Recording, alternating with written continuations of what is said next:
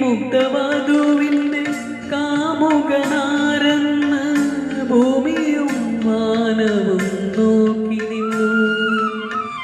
ഈ മുഗ്ധവധുവിൻ്റെ കാമുകനാരെന്ന് ഭൂമിയും മാനവും നോക്കി നിന്നു.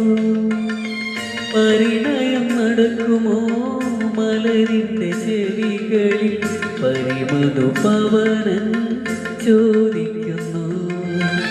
പരിണയം നടക്കുമോ മലരിൻ്റെ ചെവികളിൽ പരിമധുപവനൻ ചോദിക്കുന്നു.